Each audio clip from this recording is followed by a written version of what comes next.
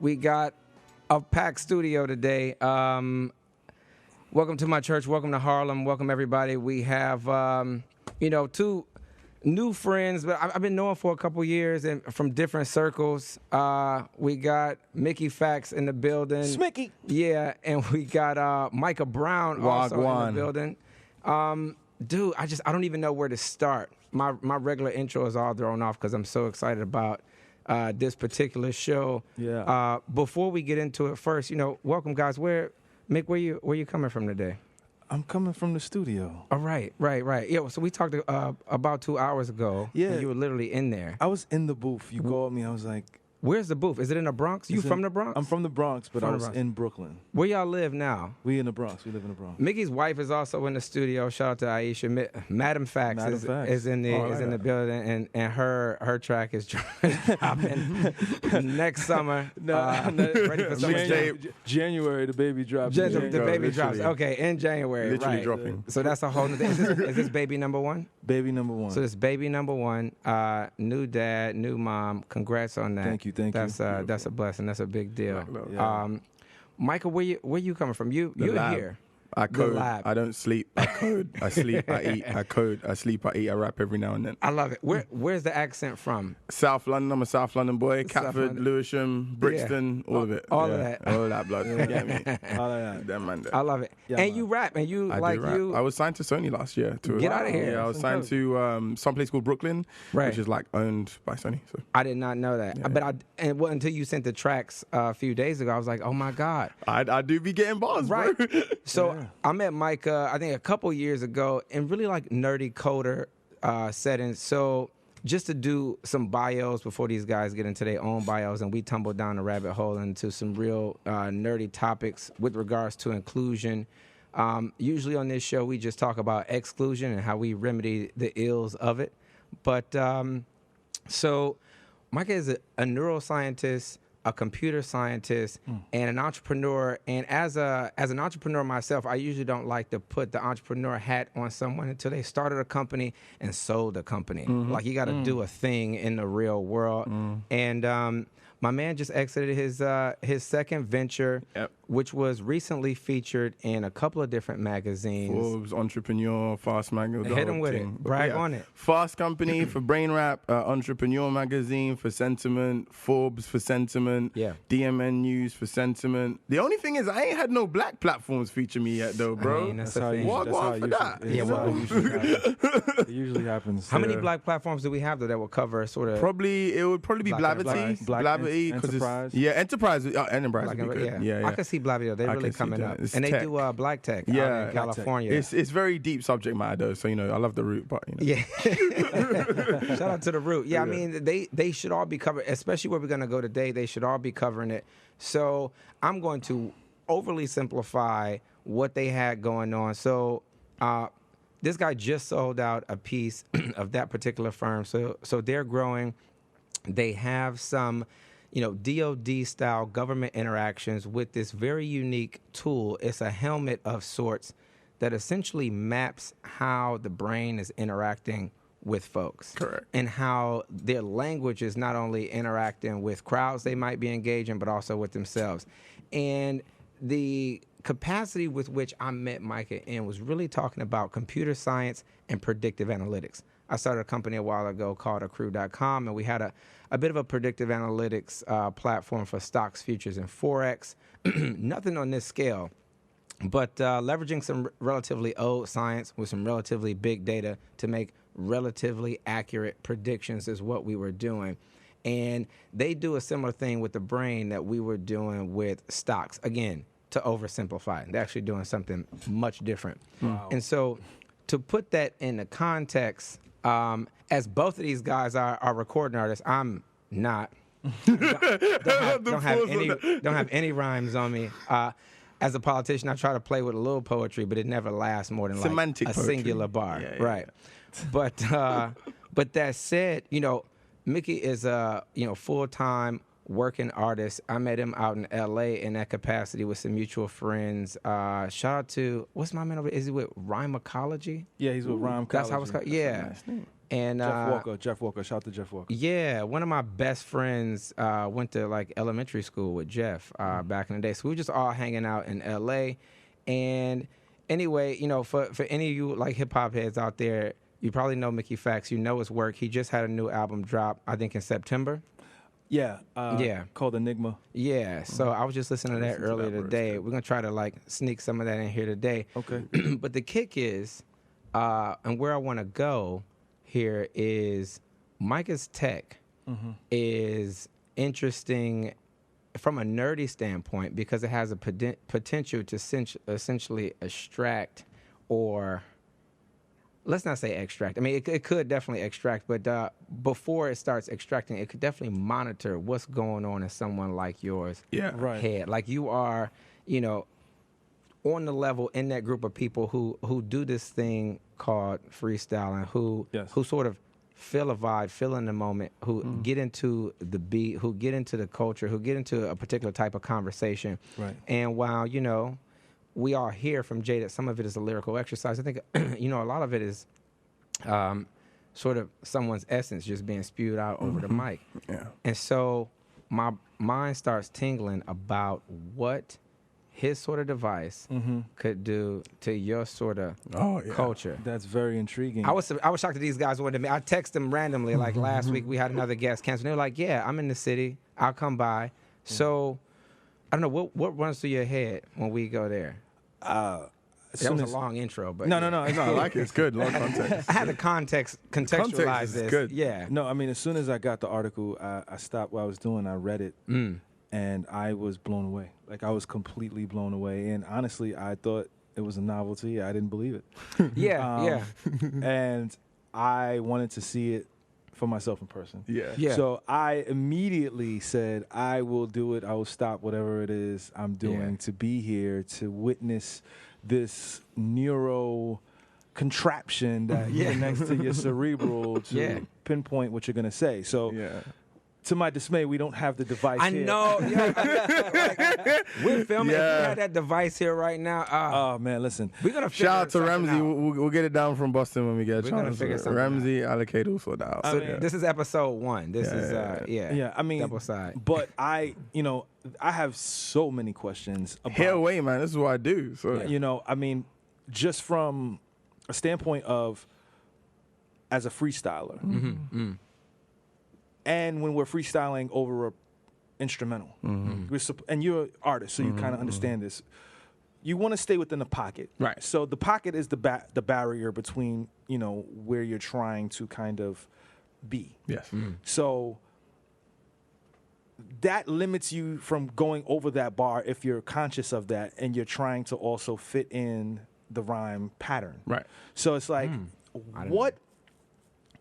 what part of the brain does this, what is the device called? There's 2 devices. There's the emotive, the brain wrap emotive, and brain wrap neurable. Brain wrap emotive basically like creates audio and also visual and what we call spatial temporal understanding. Right. And then the neurable does full spectrum neuroscience on your lyrics. Okay, so the neural board is what I want to get into. That's the hardest thing to get hold of as well. So. I want to know what part of the brain does the neural board tap into. Is it a fraudulent thing? Is it a Sigmund Freud thing where it taps into repressed memories, or is it something that is it a moving part that's happening within your frontal lobe? Is it a cognitive thing? Because that's why it's the most intriguing. Because when I'm freestyling, I'm cognitive of knowing that if I say, right now I'm chilling here, sitting next to James.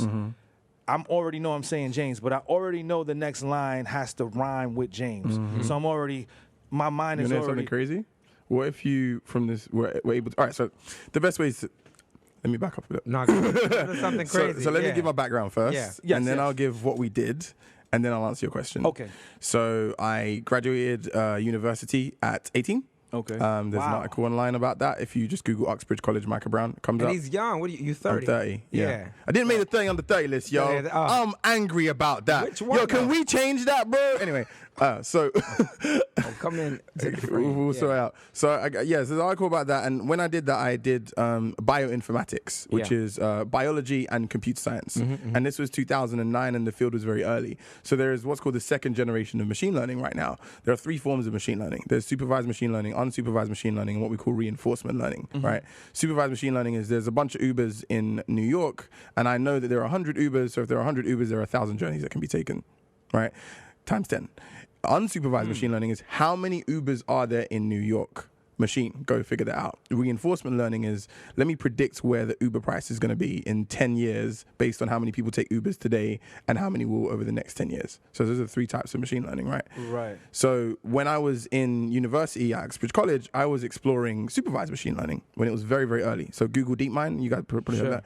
Yeah, so Google DeepMind was just coming out with what we now know to be modern machine learning, which is actually neural networks. You hear this term banded around, neural networks. For a while, there was what's called linear machine learning, which is where you tell the machine what to do. Right. So it's like, okay, machine A and B and C and D. And that was everything. Trading, finance, everything. Yeah, well, I worked like that. Right. And what actually happened in the 1950s was there were a bunch of computer scientists who said it's actually possible for the machines to think for themselves. The DoD gave them a bunch of budget and they failed. And then every computer scientist after that was only just tell the machine what to do. DeepMind dared to think, and they dedicated tons and tons and tons and tons of resources. And also the person who was originally responsible, that was hired in the 1950s, was hired by them. And they created what we now know to be neural networks. Right. So now all of a sudden it's 2009, I've just graduated university, Oxford College, and I'm like, let me look at this field. Sure. And so I'm looking at this field, and I'm working at the time for Barclays. And this was I'd actually just come out of that job, and the recession had happened. I'd built a model at Barclays, something called the SIV Lite, with a bunch of other people. And it basically was part of the mortgage crisis. And I'd used some of my training. I kind of skirted over that deliberately. I used some of my training. Mortgage crisis. Shout out to the mortgage crisis, created Micah Brown and the brain. I used that to kind of test the capabilities of supervised learning. And I found, so one of the forms of supervised learning is called the support vector machine. Basically what the support vector machine is, so if you have a graph, right, you got X, Y, you got the line up the middle, direct proportionality. That's what it does. Sure. It figures out like what the derivatives of direct proportionality are. Sure. And I used that, and I figured out that actually when you derive far enough from that line, you actually get right back around in a circle. So that's a vector graph. So you know, like the 4 split, you make 8. Right? And actually what you do on a vector graph is the closer you get to point 0, you actually come back out on the other side. Yeah. Right? I figured that out. And actually that's how I was able to create that product. So then I took that information to Aon, which is where I also created the first data warehouse in Europe. Aon, the insurance company. Second or first biggest. Yeah, I think Marsh, Aon, they compete to be the first biggest, second biggest in the world. Yeah, so they're a broker. They write the majority of the insurance contracts around everywhere. Around everywhere, a lot everything. Of commercial real estate. You name it, they're insuring it. Yeah. And when I was there, shout out to Nina Boone. I was there for like a year building that data warehouse, but it wasn't really machine learning. Sure. Nina was my old boss, and she was like, look, in this region, a bunch of the salespeople always make up their numbers, and I need you to come up with a machine learning algorithm for us to see if they're for real or not and make them sell more. And I was like, cool. And actually, this is before I actually initially enrolled in the early stages of a PhD that I'd later drop out of. But I was like, there's something interesting here. Like, sure. Sales information, right, is actually psychology information. If I say as a salesperson, I'm going to do $2 million a year, when actually I can do 4, I'm under. They call it underbagging and sandbagging. Sandbagging, right? Yeah. So what if you incentivize the salesperson to over sandbag, but you actually measured them on what they were under sandbagging. Right. And you real time looked at pretty much everything they did, from the meetings they took and everything you created. That's called insurance. That's risk management. Exactly. Yeah. So, but when you lay human data on top of that, you get real time behavioral management. No, yeah, that's what I mean. So you know how they're going to perform, even though you tell them. Yeah. And we made $100 million from that. Yeah. And that's what, like, some of it, very, very, very, very small number. So, right. Well, he had a question. I was setting up context for the question. No. Yeah, you're good. Right. We want to know that. Yeah. So, sorry, that was a lot of context. So, I'll shorten the story a little bit. So, then I discovered this thing. I was like, human-computer interaction. Went through the early stages of a PhD at Fielding University, dropped out of it. I didn't really get through my beginning thesis even, to be honest with you. And then after that, I was like, that's where sentiment came in. And that gets to what you're talking about. The part of your brain that you use... Sentiment is the name of my second company. Right. Yeah, the first was Film Funder. That he just exited. Yes. Right. Sentiment.io. Yes. If anyone's looking for the website. And basically what happens is there's this thing called Broca's area on the left side of your brain. Broca's area right here. And basically what it does is it decodes all of the neurons around your brain into language. And so when you're rapping, what you're actually doing is your Broca's area will probably be physically bigger than a normal human being's. Literally. So like a mutant. Like human a mutant. Loop. A few of y'all got more. Literally. That's why their heads are lopsided. I'm kidding. Yeah. It's good. Is that why dudes be needing different shape ups, bro? He's married. That's a battle rap line right Somebody there. likes it. Somebody they just likes had Rhythm it. and Flow come out. They should be picking up battle lines on that one. That was good. That was pretty good. But yeah, so that's the answer to your question. But the neurable actually goes over the occupational lobe, which is at the back, because when you really get into it, and I do this when I'm high sometimes, I see my lyrics. I can actually see my lyrics, and that's when I rap better than when I'm even sober. Because what's happening is I'm visualizing them first, and I'm just reading them back to myself, and I'm moving around. I'm sure you do the same thing. Wait, I just saw two eyes pop up at the same time. Is that a thing? That's happened to me only one time. And But so your wife, she's off camera, folks, but her eyes lit up too and looked at Mickey when Micah said that he can see his words. Now, I don't smoke. Well, I smoke tobacco, and so I can't see anything. I'm wearing glasses right now. But so tell us about it. Validate that. So that's a thing? That has happened to me only one time. It happens to me every time I rap. I'm sorry. We were supposed to take a break, but I don't know how we can. But let's go. I was high. I smoked weed. You have to be high, and I'll explain why in a sec. I smoked weed one time. The very first time I smoked weed. Oh, you don't smoke? I don't smoke. Okay. I haven't smoked in 14 years. Okay. And I smoked weed for the very first time. I will never forget this. And there was a beat on, and I was freestyling. And I actually saw the words. You see the words? It was the scariest thing I've ever, but it was incredible. Yeah. And then it makes you rap at a different level. Yes, because it was like I was picking words. That's what I do. That's how I freestyle. Out of the air. That's how I freestyle. I want to pick words out of the air. We're working on some marijuana, some cannabis legislation, but okay. we'll talk about that at a different show. No, so when you said that, that's the reason why my eyes lit up. Now, my question to you is there a way to access that? I have it only because I use this device. Without marijuana? Yes, I have it only because I use this device. So the device allows you to see the words. So what because it has a screen. Because it has a yes. screen. So you want to hear something crazy? It's called recall memory and something called the mirror neuron complex. We're experiencing it right now. The mirror neuron complex is when two people use the same part of their brain at the same time to do something. So like right now we're talking, I'll say a concept and you understand it. You go into your hippocampus, which is your memory. You defile everything. That goes to your amygdala, which is your emotional center. Your emotional center goes to your V23, which is your visual center. V23 says, I remember that memory. It's got an emotional association. It's validated. Kick it to your prefrontal cortex to say something about it. Right? That's insane. And I was sitting here like, I was tired before I got here today, you know? So what's actually happening though when you do that is it's a sub. So when you freestyle, right? Right. So some people freestyle and they have basically remembered lyrics and they're just moving the cadence around. You know what I'm saying? I don't do that. If you ever see any videos of me rapping online, I'll be I'll be like rapping about the periodic table. I'll be playing with the lyrics. I'll have like a double bar line cross and then I'll have like a double cadence change. But is that because of your vocabulary or is that... It's partially a bit of both, yeah. Right. Yeah. I feel like a lot of times... some freestylers, such as yourself, who has a vast vocabulary, you can talk about a lot of different things. And I think that's where a lot of the freestyling ability comes into play. Whatever you're most into. If you're into, like me personally, I'm into comics, I'm into sports, DBZ. I'm into movies, I'm into fashion, you know what I'm saying? And whatever's around me, I'm going to freestyle about that. Right. I'll go there. Right, so he's going to go to the periodic table, what he's learned in school, and whatever he enjoys to do as a hobby. I gotta listen to all your stuff now. You know, and I like periodic tables. but all nerdy, bro. I got like a whole cache of nerd fans. They fuck with me hard. But But then there's your memory. Yeah. But then someone like Lupe, who when he freestyles, he needs a slower tempo beat so it can be a stream of consciousness, like more of a conversation. It's not a confined within the bar structure. Like I'm OCD when it comes to the bar structure. Yes. I gotta be. You want to hear something crazy about that, bro? Yes. That's a superpower and it's a restriction. Yes. Because so like someone like Lupe, what he's actually doing. All right, so we don't remember anything. We actually don't remember anything. What we're doing is we tell ourselves stories backwards. So you take pieces of what you actually do remember and you'll assemble them in a story. So like an example of this is there's a show on Netflix about memory, right? And this is probably the best example of this. It's called Memory Recall Destabilization. And basically what happens is, or what happened in this example was there was a girl, she was on the day of 9/11, she was looking over the Long Island Sound and she saw smoke bellow over the water the day of 9/11. Only problem was her school faced the other way from the water. Yeah. She wasn't in school that day, and she wasn't in school that day, and the school faced the other way from the water. How did she remember? Yeah. So what actually happened was she was watching it on TV. It was so traumatic for her to watch that she completely blanked out about that time.